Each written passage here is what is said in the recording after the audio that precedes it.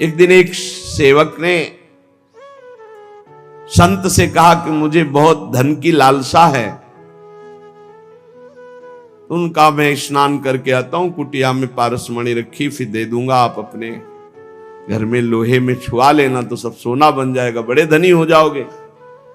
वो स्नान करने के लिए गए नदी में, उसको बेचैनी हुई, पूरी कुटिया में ढूंढ डाला, कहां है पारसमणि। अब छोटी कुटिया पूरा ढूंढ डाला, कहीं नहीं मिली पारसमणि। संत जी आए तो उनका, भगवान इस कुटिया में पारसमणि कहां आपने छुपा रखी।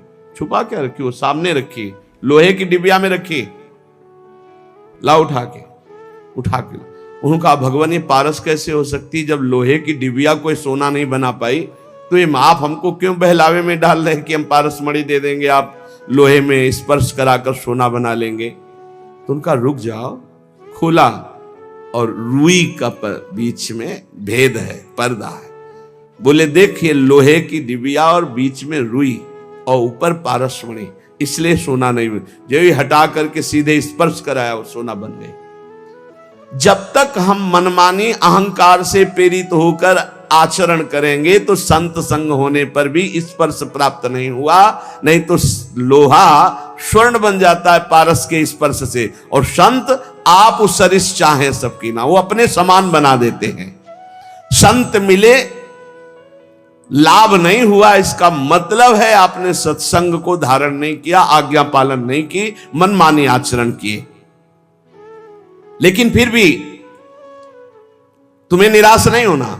ध्यान दीजिए, संत बहुत बड़े धनी हैं और हम दरिद्र हैं, तो एक और प्रणाली है, वसीयत नामा। अपनी संपत्ति को अनाधिकारी को भी दे सकते हैं, तभी कहा है कि संतन के संग लाग तेरी अच्छी बनेगी। अगर संत संग मिल गया है तो यह प्रमाद मत करना कि तुम उनकी अवहेलना करके हट जाओ। भाई इतनी बात पकड़नी है। पद्म पुराण में एक प्रसंग आया कि किसी प्राणी का शव जल रहा था। एक भगवत प्राप्त महात्मा वहां से निकले, उसके शव पर दृष्टि चली गई तो उसको नरक ले जाया जा रहा था। उस प्राणी को, जिसका शरीर जल रहा था, यमदूत नरक ले जा रहे थे, और उस भगवत प्राप्त महात्मा की दृष्टि पड़ गई चिता में जलती हुई, तो तत्काल वहां भगवत पार्षद आ गए, यमदूतों से छुटा के भगवत धाम ले। यात्रा बदल गई उसकी, नरक ले जा रहे तो भगवत धाम चलेंगे। मृत व्यक्ति की जली हुई चिता पे दृष्टि पड़ने मात्र से जब वो भगवत प्राप्ति के योग्य हो गया, तो जिंदा में उनकी दृष्टि पड़े, उपदेश हो, नाम कीर्तन सुने, उनकी आज्ञा पे रहे, तो उसको भगवत प्राप्ति नहीं हो जाएगी, इसमें क्या संशय। बड़े बड़े महापुरुष प्रसन्न रूप से यहां भ्रमण करते रहते हैं। ये धाम है, ब्रजभूमि है, आप जान नहीं सकते कौन किस कोटि का है। जहां लिखा हुआ है अवश्य में भोक्तव्यम कृतम कर्म शुभाशुभम, देख लो चमत्कार। भोगने ही नरक जा रहा था, उसकी चिता पे दृष्टि पड़ गई, रास्ता बदल गया, नरक का रास्ता छोड़ के भगवत धाम, भगवत पार्षद आए। जैसे नरक ले जा रहे थे यमदूत अजामिल को, संतों के संग से ही अपने बेटे का नाम नारायण रखा था, और नारायण पुकारा, यात्रा बदल गई, भगवत धाम चला गया।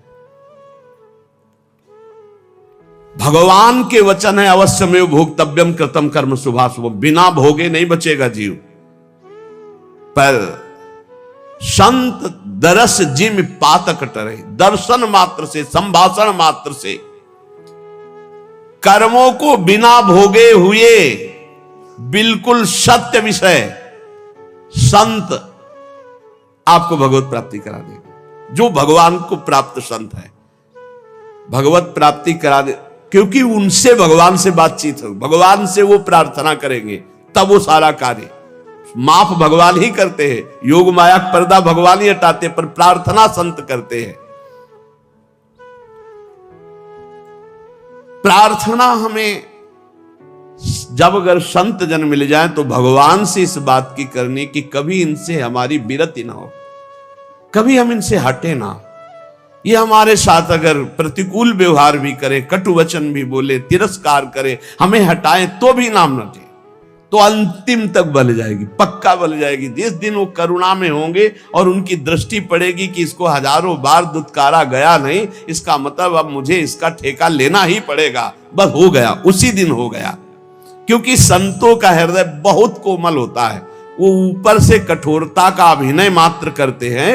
संत हृदय नवनीत समाना, पर नवनीत में भी दोष कि निज परिताप द्रव्य नवनीता, तो इसलिए कहा कविन पर कहा न जाना। बोले संत का हृदय मक्खन जैसा होता है, बोले पर उस मक्खन दोष युक्त है, उसमें जब स्वयं ताप लगता है तब पिघलता है। और पर दुख द्रव्य सो संत पुनीता, इसलिए कहा कविन पर काहे न जाना। तो जिस दिन वो तुम्हारे ऊपर दृष्टि पड़ी और देखा कि इसको दसियों बार दुत्कारा पर ये गया नहीं, तो नीच से नीच व्यक्ति को भी परम पद प्रदान करने में समर्थ भगवान के प्रेमी जन। उपासक को चाहिए कि संत के शक्ति प्रयोग का इंतजार करे। संत के अंदर एक भागवतिक शक्ति होती है जो आपका परिवर्तन करती है। जैसे अपने सब लोग हैं, आप कौन सा ग्रंथ पढ़कर वैराग्य धारण किए हो? आप देखो, आपने कब सत असत का चिंतन किया है, सत असत का कब चिंतन किया, और उस सत असत के चिंतन से आपको तीव्र वैराग्य हुआ और आप संसार त्याग करके महान युद्ध करके फिर आप कुछ नहीं ऐसे गोद में बैठे वैसे आ गए। इसे शक्तिपात कहते हैं। संतों के हृदय में भागवतिक चिंतन से युक्त होकर जब संकल्प होता है, वो तुम्हारे राग का नाश कर देता है, तुम्हारे मोह का नाश कर देता है, तुम्हारे समस्त दोषों का नाश कर देता है। पर इसके लिए उनके हृदय में स्थान बनाना होगा, चाहे जैसे बनाओ, रो के गिड़गिड़ा के साधना करके उनके आसक्त होकर। कैसे? देहूती जी से कहते हैं कि जो आसक्ति संसार में बंधन का कारण वही संत महापुरुषों से हो जाती है तो मोक्ष का खुला हुआ द्वार बन जाती है। और ये पक्का जो भगवान की प्राप्ति करना चाहते हैं वो संत की आराधना में जरूर होंगे, और जो संत आराधक होंगे निश्चित भगवत प्राप्त होंगे। किसी के दुख पर दुखी हो जाना है संतों का स्वभाव होता है। ये जो है कि भगवान दुख देते हैं, मंगल विधान, ये अपने लिए सोचना है, लेकिन दूसरे को दुख पहुंच रहा है तो उसके दुख की निवृत्ति के लिए हमें शरीर से, मन से, वाणी से बिल्कुल तत्पर हो जाना है। हमने जो कुछ भी आज तक कार्य किए हैं वो सारे कर्म जमा हैं, संग्रहित हैं, एकत्रित हैं भगवान की बैंक में। एक एक चेष्टा विश्व में आप देख रहे हो, कोई गर्भई से कष्ट प्रदा रहा है, किसी को कितने बड़े बड़े कष्ट मिल रहे हैं, तो जो हमारे शास्त्रों में लिखा वो मिथ्या नहीं है, मिथ्या नहीं है। आप सत्य मानिए। आपका तो इतना भी ज्ञान नहीं कि गर्भ में आपको कष्ट मिला है, आप कहां याद कर सकते हैं? आपकी याददाश्त कहां इतनी जोर की है कि आपको 9 महीना गर्भ में रखा गया, कितना कष्ट पाया है। अब आप उसकी भी याद नहीं कर तो आप पूर्व जन्म की बात क्या जाने, आप नरक और स्वर्ग को कैसे जाने? ये हमारे शास्त्र हैं। अगर मानोगे तो बच जाओगे, नहीं मानोगे तो भोगना पड़ेगा। अच्छा, ये कुछ विधान ऐसा नहीं, अगर ऐसा हो कि अभी अभी ताजा ताजा हिसाब किताब मिले तो लोगों को विश्वास होने लगे, लेकिन एक एक केस जो है 10-10 साल चलता है, उसके बाद और दंड मिलता है तो सबके आंखों से ओझल मिलता है, आंखों के सामने तो मिलता नहीं कि देखो भाई इसने चोरी की थी तो ये दंड इसको चौराहे पे दिया जा रहा है, इसने अमुक तो ये दंड दिया जा रहा है, तब तो लोगों को विश्वास हो जाए। लेकिन दंड विधान होता है बहुत एकांत में, कोई देख नहीं पाता है। तो आप सोचो, ऐसे जो नरक स्वर्ग आदि हैं ये हमारे ब्रह्म ऋषियों द्वारा लिखे गए। जो भी तुम कार्य कर रहे हो वो एक भगवान के पास बैंक है, सबके वहां जमा हो रहे हैं। 2 प्रकार के कर्म होते हैं, पाप कर्म अशुभ, पुण्य कर्म शुभ। ये जितने जमा हुए हैं अनंत जन्मों से अभी तक वो आपके नाम में जमा है, उनको कहते हैं संचित कर्म। और जो ये नए कर्म कर रहे हो इनका नाम है क्रियमाण। और जो उस संचित कर्म से इस मानव देह में तुम्हें भोगने के लिए मिला है उसे कहते हैं प्रारब्ध। शास्त्रीय परिभाषा संचित, प्रारब्ध, क्रियमाण, 3 प्रकार के कर्म हैं और ये सबको भोगने ही पड़ते, पक्का भोगना पड़ता है। कब तक? जब तक अहंकार का नाश नहीं हो जाता। आवागमन का मूल हेतु अहंकार है, मैं करता हूं, ये भाव संत की कृपा से नष्ट। अहंकार का नाश सिर्फ संत की कृपा से होता है। तिनकी संगति रहते जाति कुल मद सब नंसई। संत संग कैसा करता है? जैसे चने को भून दे, फिर उसमें अंकुरण नहीं हो सकता, ऐसे इतना भुन जाता है सत्संगी कि उसमें अहम रह नहीं जाता। जैसे भुना हुआ बीज कभी अंकुरित नहीं होता, ऐसे ही संत संग से जो आपके नए कर्म हैं ये सब भुन गए। अब ये तुम्हें अगला जन्म नहीं देंगे। देखो, और जो पूर्व संचित गोदाम है, ज्ञानाग्निना सर्व कर्माणि भस्मसात कुरुते तथा, उनके द्वारा प्रदत्त ज्ञान को अपने अंदर जागृत करो, ज्ञानाग्नि जलाओ। ये ज्ञान अग्नि ही वहां पहुंचेगी और तुम्हारे सारे कर्मों को भस्म कर देगी।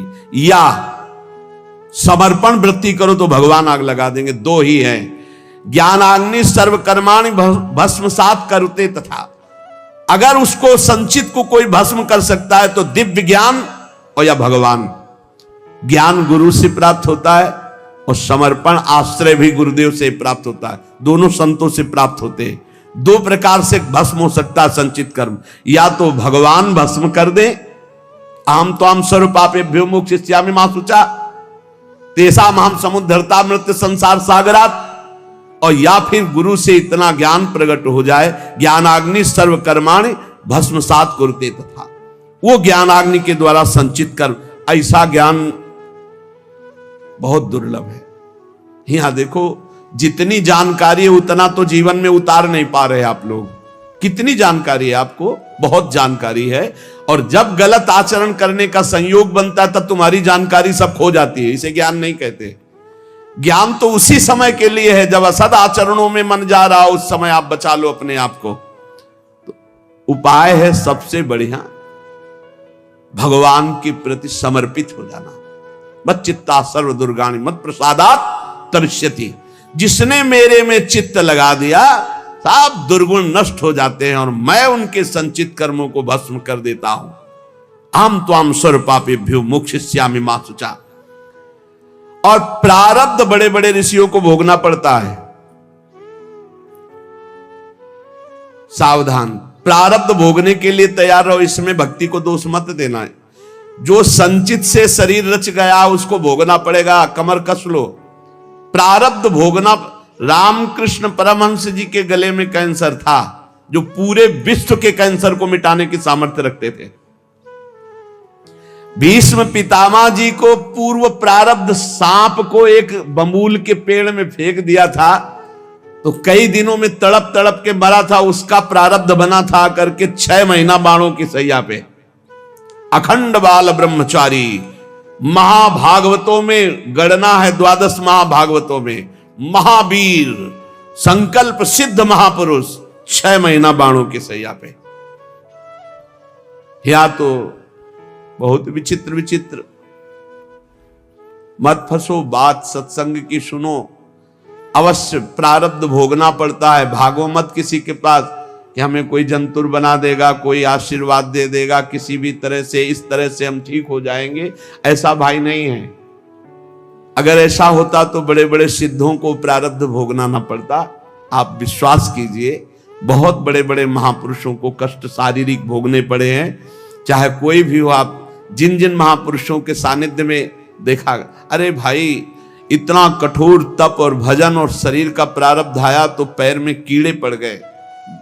आप नहीं समझते, प्रारब्ध बहुत बलवान होता है। ये सब भगवान की माया का खेल है। प्रारब्ध शरीर का बड़े बड़ों को भोगना पड़ता है। उसको मिटाने की चेष्टा न करके भजन करके सहते हुए भगवत प्राप्ति की तरफ चलो। इसीलिए आज तक बड़े बड़े महापुरुष,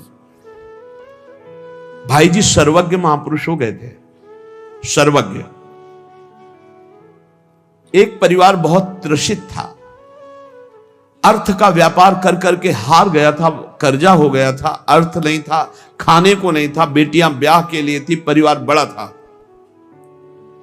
उसने विचार किया आज रात के 12 बजे अपने शरीर को छोड़ देंगे।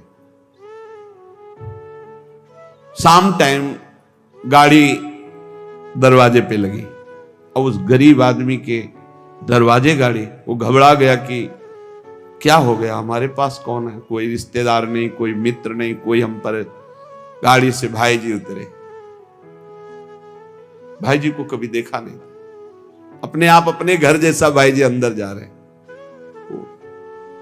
अवस्था ज्येष्ठ श्रेष्ठ, इसलिए कहा बाबूजी कैसे आप, कहा आपसे ही बात करनी, थोड़ा एकांत में चलिए आप।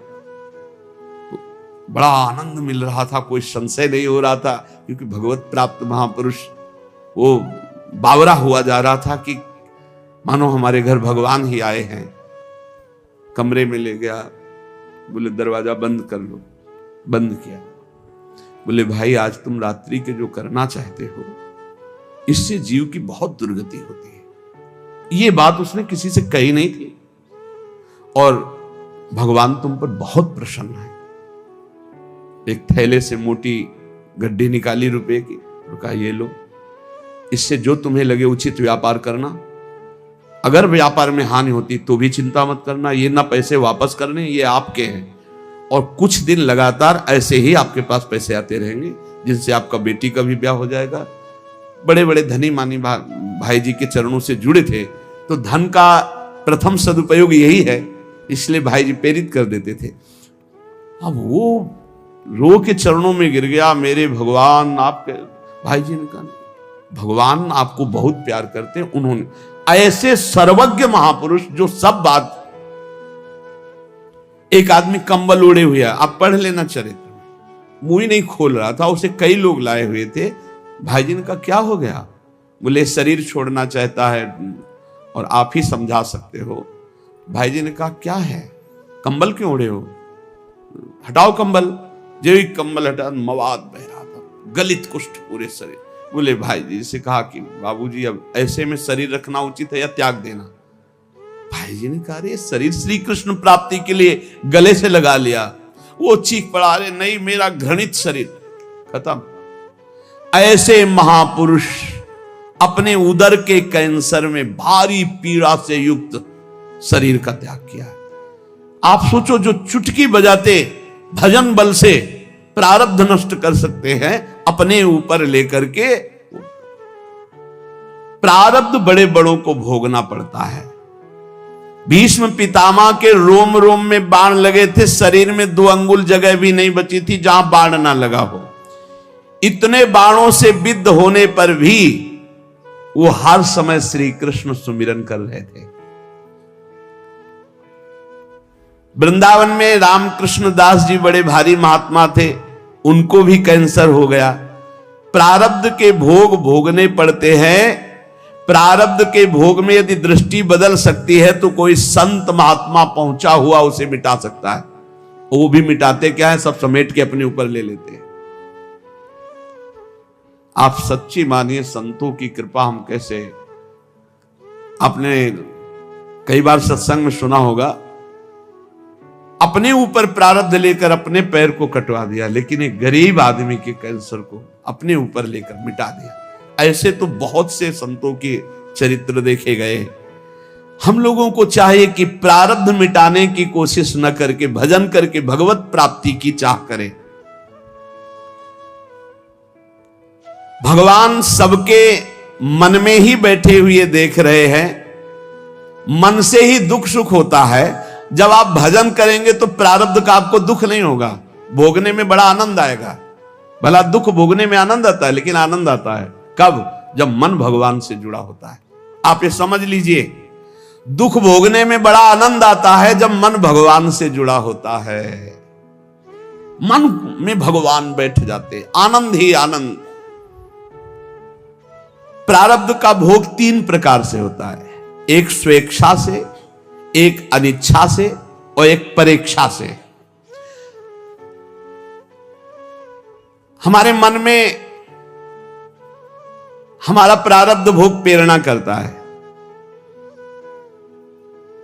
और हम कुछ अपने साथ गलत कर बैठते हैं, गलत चेष्टा, वो बहुत बुरा प्रारब्ध होता है। जैसे जल में छलांग लगा दी, पेड़ में लटक गए, आग में कूद गए, जहर खा लिया या कुछ ऐसा, ये बहुत बुरा प्रारब्ध होता है।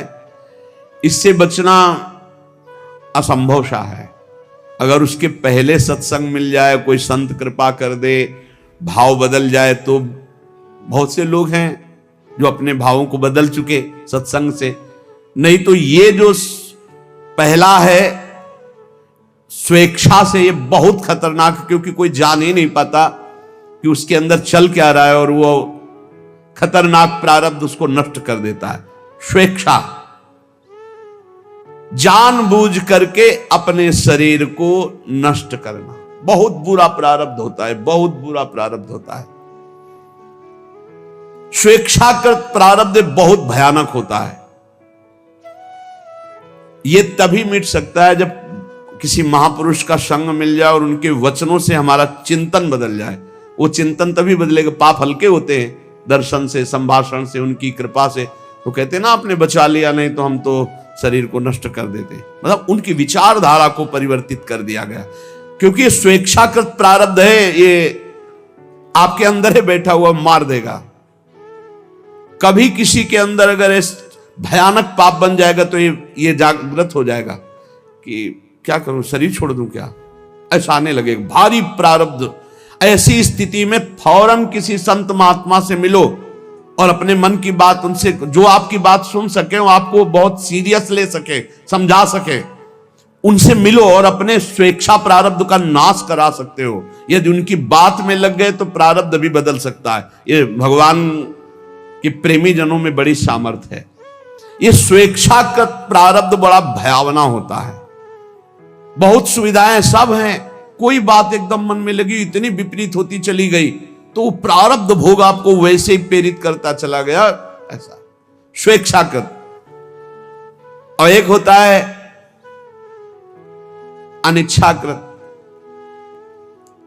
अब वो छलांग लगाई थी कूद करके जल में, और उसको पता नहीं था जहां छलांग लगाई ऊपर से नीचे 2-3 हाथ के नीचे वो सीमेंट की बहुत बड़ी बांध थी, वो सीधे 50 हाथ ऊपर से कूदा, खोपड़ी के बल से खोपड़ी फटी, मर गई। यद्यपि उसकी इच्छा नहीं थी, प्रारब्ध ने मार दिया। अनिच्छा प्रारब्ध। आप जा रहे हैं, अचानक पैर फिसला, मुंह के बल गिरे, अचानक पैर फिसला, हाथ पैर टूट गए, आप चाह नहीं रहे। ये एक है चाह वाला स्वेच्छा प्रारब्ध, और एक है ये अनिच्छा प्रारब्ध। अनिच्छा प्रारब्ध संयोग बना देता है। बाथरूम में गए, एकदम फिसल गया, एकदम गिरे, ऐसे नहीं, वहां तो जा रहे थे स्नान के लिए, लेकिन पैर फिसल गया।